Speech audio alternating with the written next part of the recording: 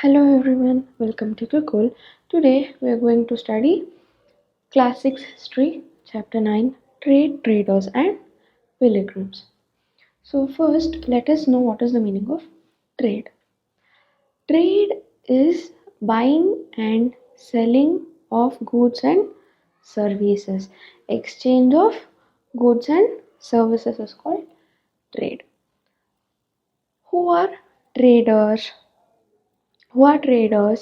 So, a trader is a person who is involved in the trade.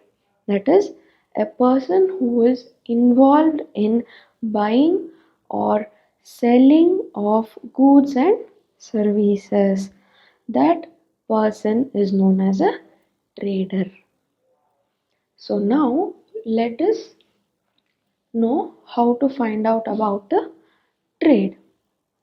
So, in this chapter, we will learn about the trade, trade routes, and pilgrims, and we will also learn about the spread of Buddhism, and we will also learn about the making of silk and the story of silk route. Okay, so in the last chapter, we learned about the development of villages and towns. Okay, in that chapter, we learned about the coins and developing economic conditions through the development of agriculture and crafts. In this chapter, we will learn how trade developed in the southern part of the subcontinent. At the same time, in the northern part of the subcontinent, the spread of Buddhism was taking place, which was also the period of Bhakti. So, in this chapter, we are going to learn about trade and the new kingdoms which were established along the coastlines, and we will learn about the making of silk and the story of silk trade route, and we will learn about the spread of Buddhism and the beginning of the Bhakti period. So these are all the topics we are going to be studying in this chapter. How do we find out about trade? So there are evidences about the trade. The first evidence is northern black polished ware.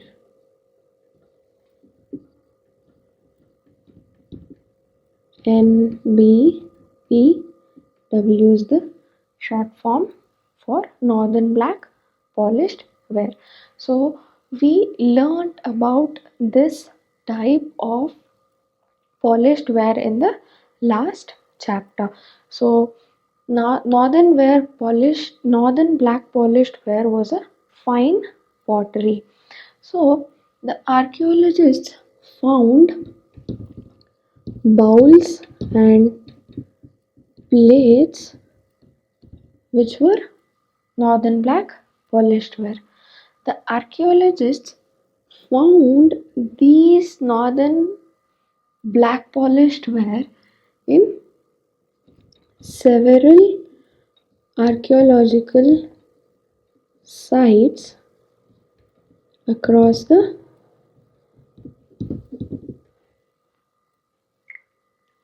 subcontinent. So the archaeologists found the NBPW throughout the subcontinent. They were found in many areas. Okay, so the northern black polished ware was originally made in the northern region. That is the reason it is named as northern black polished ware. So they were made in the northern region, but these northern black polished ware were found throughout the subcontinents by the archaeologists. How is it possible that the goods which were produced in the northern part was found throughout the subcontinent?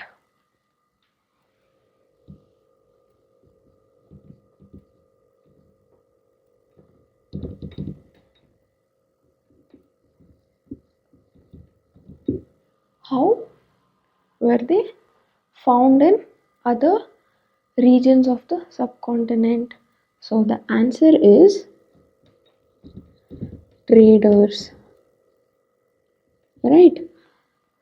So the traders carried the northern black polished ware from the northern part of India and took it to sell them in the other places. So that is how the northern black polished ware reached several parts of the subcontinent. Okay, so this is the first evidence that trade existed. Okay, the second evidence is the trade between South India and the Roman Empire. So, South India was famous for gold, other precious stones, and spices. Okay, spices, gold, and precious stones. South India was famous for all these goods. So, the pepper was greatly valued in the Roman Empire. It was known as black gold. Okay, so the pepper was greatly valued in the Roman Empire. So the pepper was called as black gold because the pepper had the value of gold during that period. Okay, in exchange to the pepper, the Romans gave the Roman gold coins which were found in the South India. Okay, so this is the proof. The Roman gold coins found in the South India was the proof that trade existed between South India and the Roman Empire. Okay, so this is how we can find about the trade. These are the two evidences. Now let us know how the traders reached from one place to another place carrying the goods. The traders carried the goods through ships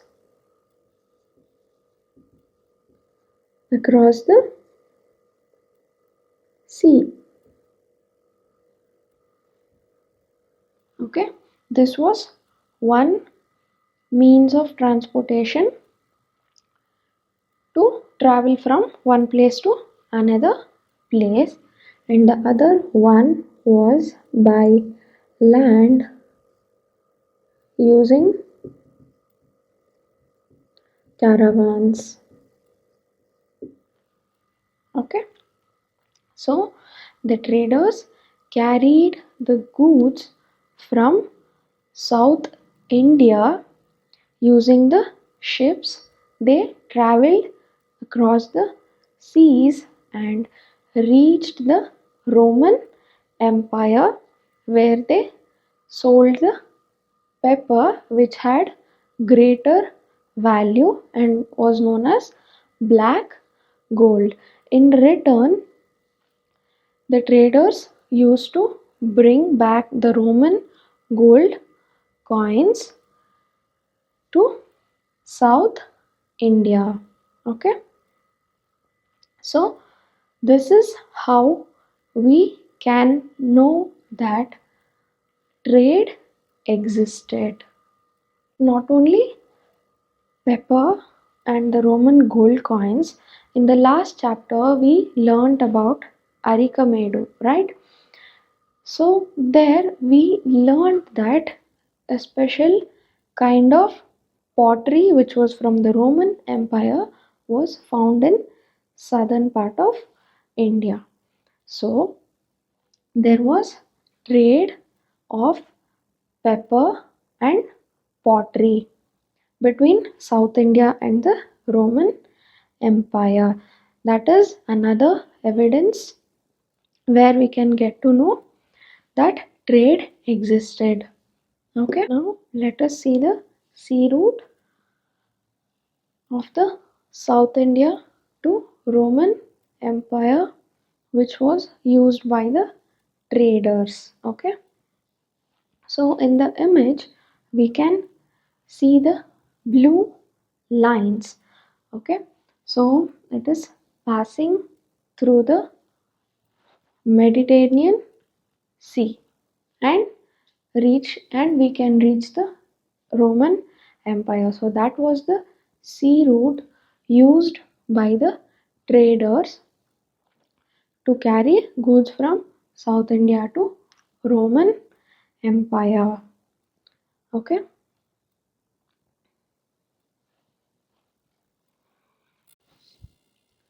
we learned that traders traveled across the seas using the ships for trade purpose.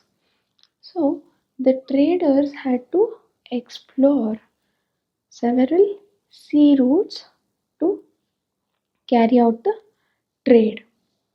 So what the traders did was they followed the coasts.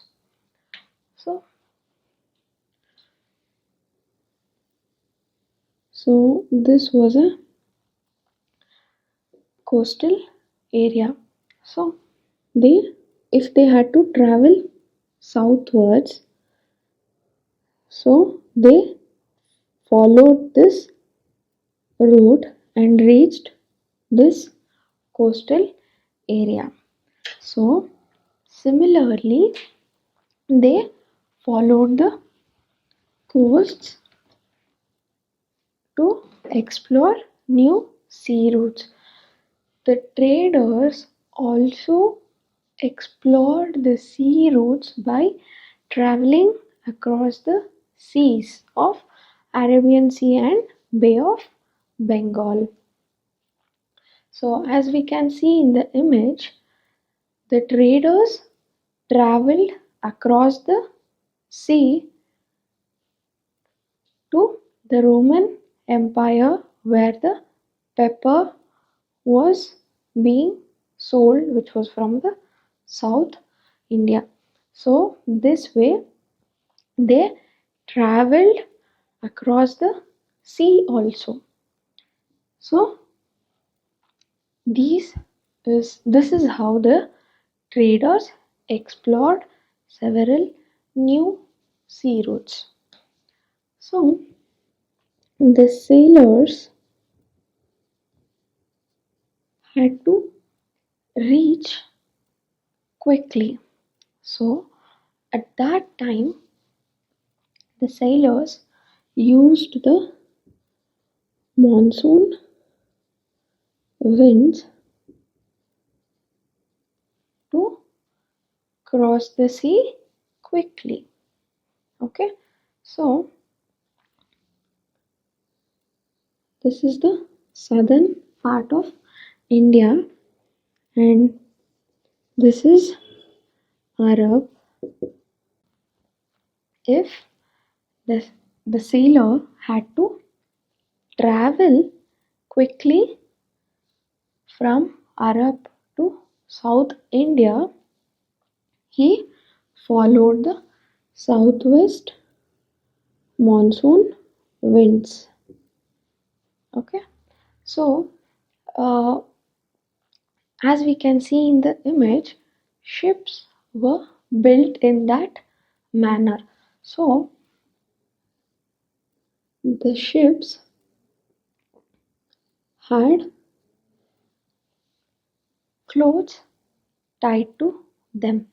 So that when the wind blows in this direction, the boat will be moving in that direction. So the monsoon winds are strong enough to take the ships in the direction of the wind traveling.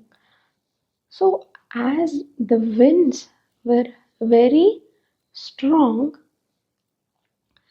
they had to build strong and sturdy ships for the long journeys.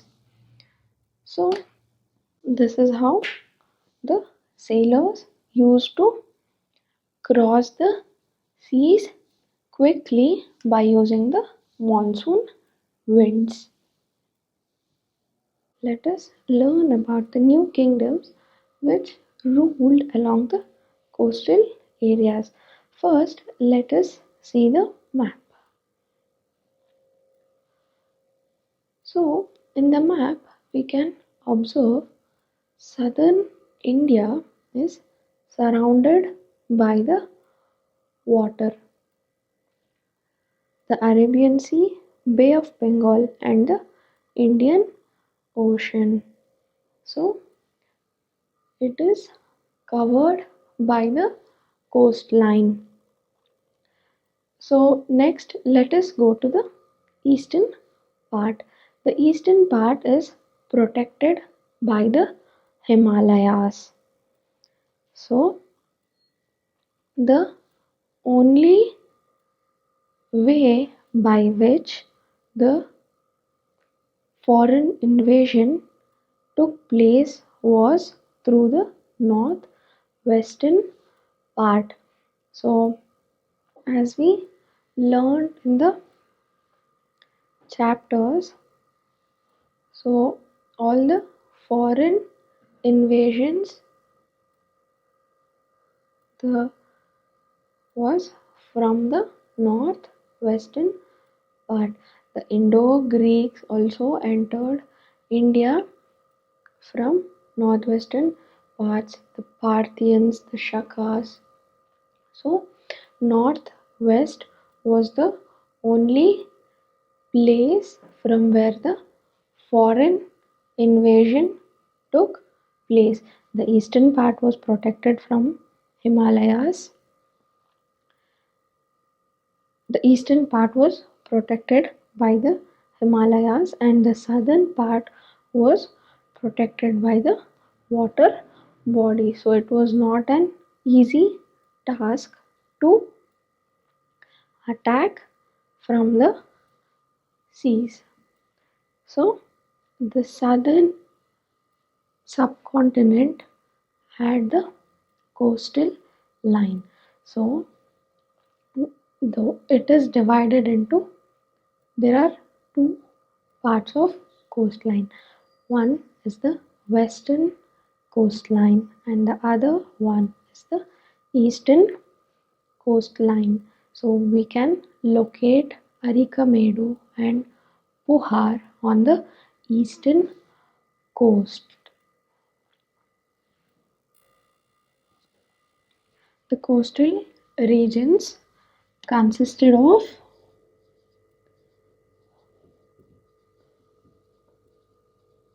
coastal regions consisted of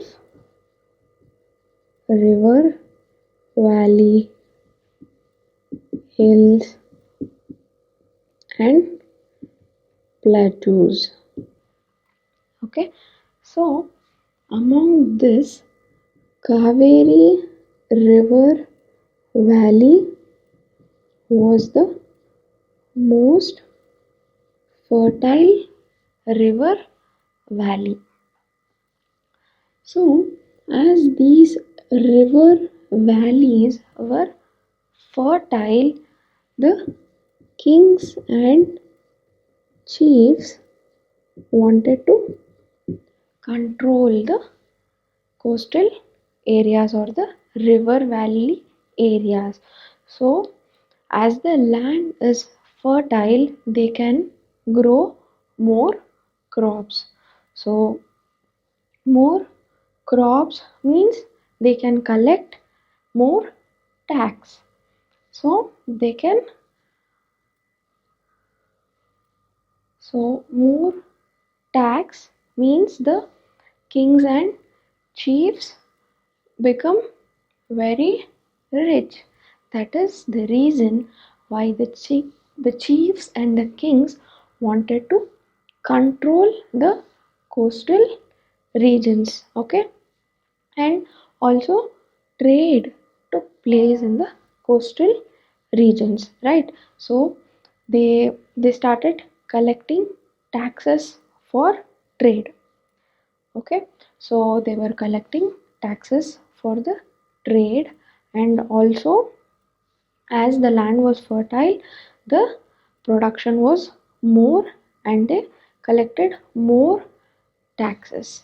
So that is the reason why the chiefs and kings wanted to control the coastal region or the river valley regions. The evidence for the coastal regions was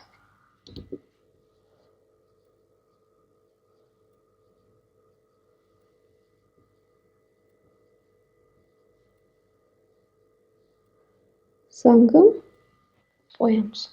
So we can get to know about the rule of the coastal regions through the Sangam Poems.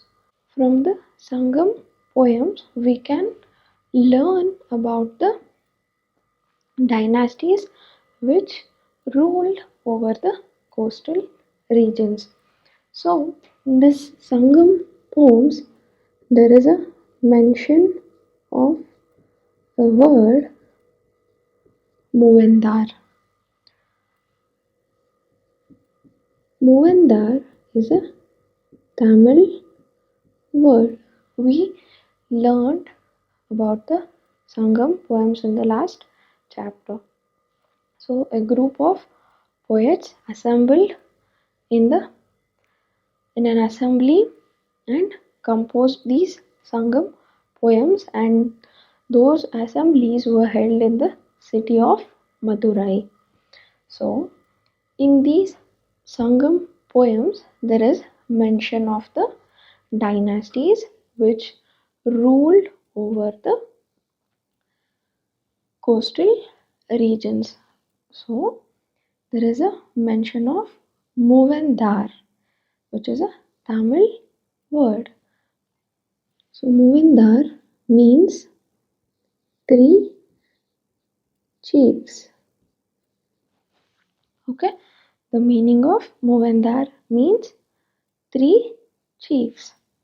So, the three chiefs were from the Cholas, Cheras, and Pandyas. So, we learned in the last chapter that during the disintegration of the Mauryan Empire in the north, elsewhere in the south, the Cholas, Cheras, and Pandyas were emerging. So, this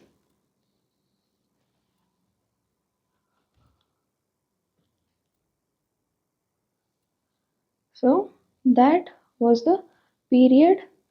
So, the period where the Mauryans were declined, in the southern part the Cholas, Cheras and Pandyas were emerging.